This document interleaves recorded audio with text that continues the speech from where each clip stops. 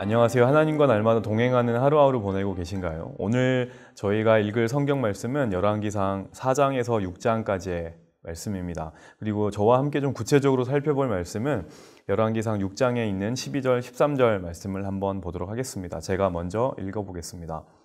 내가 지금 이 성전을 건축하니 내가 만일 내 법도를 따르며 내 율례를 행하며 내 모든 계명을 지켜 그대로 행하면 내가 내 아버지 다윗에게 한 말을 내게 확실히 이룰 것이요 내가 또한 이스라엘 자손 가운데 거하며 내 백성 이스라엘을 버리지 아니하리라 하셨더라.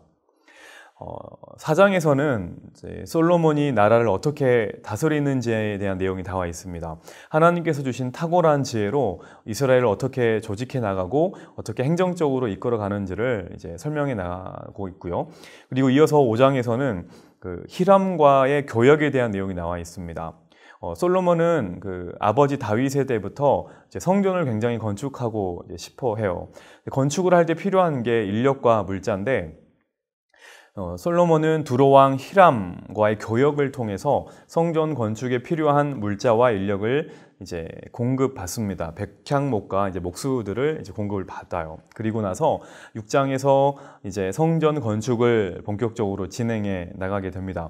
오늘 이 시간에는 본격적으로 이제 성전 건축이 시작되는 6장의 말씀들을 좀 중심으로 하나님께서 주시는 귀한 은혜를 나누고자 합니다. 자, 두 가지 메시지를 한번 저희가 보려고 하는데요. 그 첫 번째는 성전 건축 현장에서 소리가 나지 않았다는 사실입니다. 그 7절 말씀을 보면은 6장 7절에 이런 내용이 나와 있어요. 이 성전은 건축할 때에 돌을 그 뜨는 곳에서 다듬고 가져다가 건축하였으므로 건축하는 동안에 성전 속에서는 방망이나 도끼나 모든 철 연장 소리가 들리지 아니하였으며 라고 나와 있습니다. 여러분 그 건축 현장을 보면은요, 뭐가 정말로 많이 나오냐면 그 두 가지입니다. 하나가 소음이고 하나가 먼지예요. 특히 이제 소음이 심하죠. 이제 건축 기술이 발달하지 않았던 당시에는 이제 얼마나 소음이 많았겠어요. 이제 그런데 정말 신기한 게 이겁니다.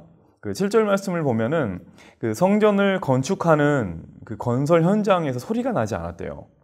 왜 그랬을까? 이유가 이겁니다. 건축할 때 이제 쓰는 돌이나 나무 이런 것들을 미리 다듬어서 오는 겁니다. 그 돌이 놓여 있던 현장에서 규격대로 깎아서 오고요. 나무도 건축할 때 쓰는 그 크기에 맞게 가다듬고 오는 거예요. 그러니까 건축 현장에서는 그 돌을 다듬는 소리가 나지 않고 나무를 다듬는 소리가 나지 않는 거예요. 이제 오늘도 마찬가지입니다. 교회에서 어떤 일을 할 때, 어떤 섬김을 할 때 우리도 마찬가지예요. 소리가 많이 나면 안 됩니다. 소리가 많이 나지 않기 위해서 필요한 게 뭐냐면 가다듬는 거죠. 현장에서 가다듬고 깎여 나가는 겁니다. 말씀과 기도로 내 속사람이 잘 다듬어지는 것이 필요합니다. 그것이 중요해요. 이것을 잘 가다듬어 놓으면 우리가 교회에서 어떤 사역을 감당하든지 간에, 그리고 우리가 또 다른 사명을 감당해야 되는 회사에서, 그리고 학교에서, 가정에서 무슨 일을 감당하든지 간에 소리가 나지 않습니다. 중요한 것은 현장 가운데서 우리가 말씀과 기도로 연단되는 것이 필요하다는 내용이죠.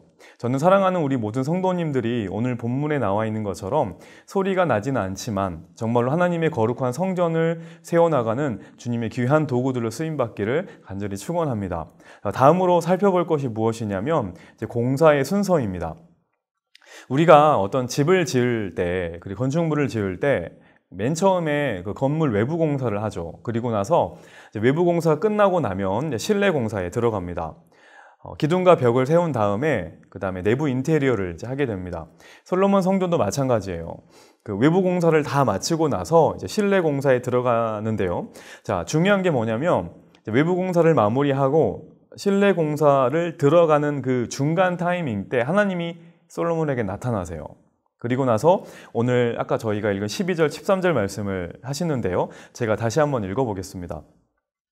내가 지금 이 성전을 건축하니 내가 만일 내 법도를 따르며 내 율례를 행하며 내 모든 계명을 지켜 그대로 행하면 내가 내 아버지 다윗에게 한 말을 내게 확실히 이룰 것이요 내가 또한 이스라엘 자손 가운데 거하며 내 백성 이스라엘을 버리지 아니하리라 하셨더라.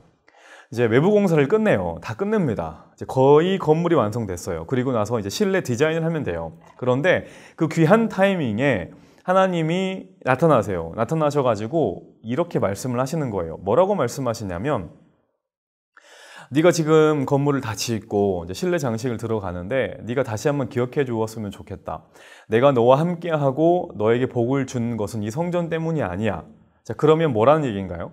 이 성전 때문이 아니라 내 법도를 따르고 내 율법을 따르고 내 말씀을 따르는 것이 네가 복을 받는 거고 하나님인 내가 너와 함께하는 방법이야 라는 것을 말씀을 해주고 있는 거예요. 성전 건축하는 것도 너무나 좋지만 거의 다 지었고 되게 뿌듯해 할 수 있지만 성전을 건축하는 이 기간, 모든 기간 내내 네가 반드시 기억해야 될 것은 이것만 지으면 끝난다고 생각할 것이 아니라 다시 한번 너희가 기억해야 될 것은 내 말을 너희가 마음 가운데 두고 지키는 것이 정말로 중요하다는 것을 하나님께서 성전 건축하는 그 중간 타이밍에 나타나셔가지고 말씀을 해주시는 겁니다. 자, 그런데 어떤가요? 우리가 계속해서 이사야 말씀을 보고 있는데 새벽마다 보고 있죠. 이스라엘이 어떤가요? 말씀을 놓쳐버립니다. 그리고 나서 하나님께서 그렇게 바꾸지 말라고 했던 순서를 바꿔버려요.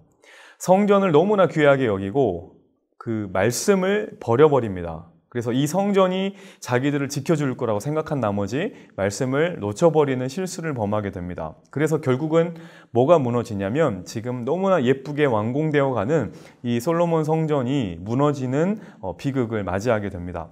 여러분, 우리가 유럽을 가보면요, 엄청나게 화려한 교회 건물들이 이제 많이 있습니다.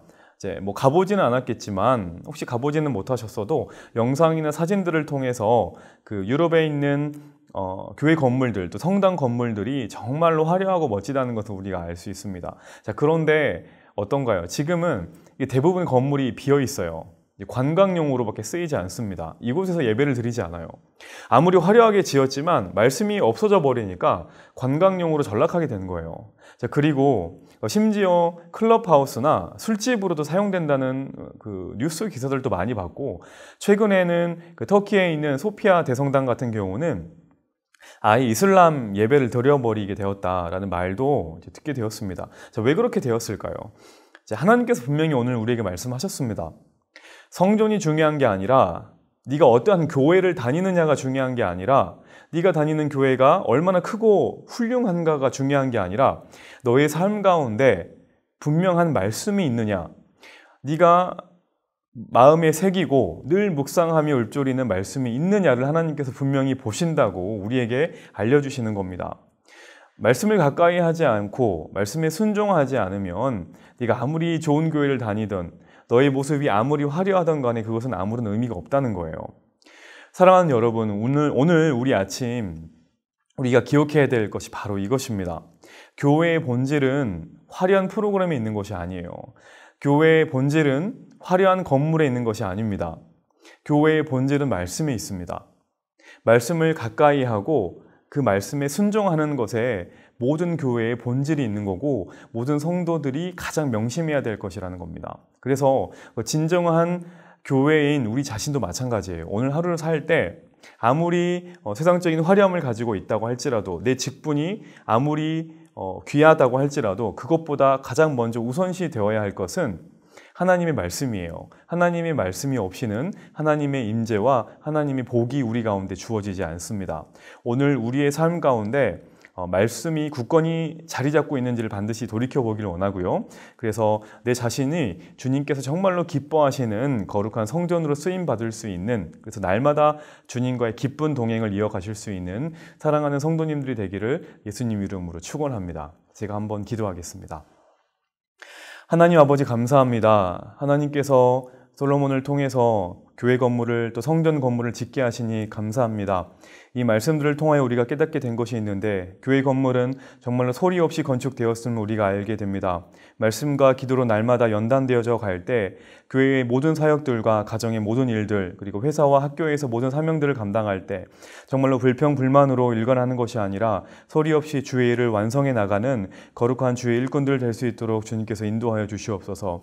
그리고 무엇보다 우리가 명심해야 될 것이 이건데, 하나님 정말 정말로 우리 자신이 말씀이 거하는 성전이기를 알기 원합니다. 아무리 화려한 교회에 다닐지라도, 아무리 좋은 프로그램을 내가 수행한다고 할지라도 그것보다 정말로 내가 명심하고 기억해야 될 것이 하나님의 말씀을 묵상하고 하나님의 말씀과 함께하는 것임을 알기 원합니다. 그래서 정말로 내 하루의 삶이 주님께서 기뻐 받으시는 거룩한 성전이 될 수 있도록 주님께서 인도하여 주시고, 이 시간에 함께 말씀을 보며 기도하는 모든 사랑하는 성도님들의 삶도 주님께서 동일한 은혜 허락하여 주시옵소서. 모든 것 감사드리며 예수님 이름으로 기도합니다.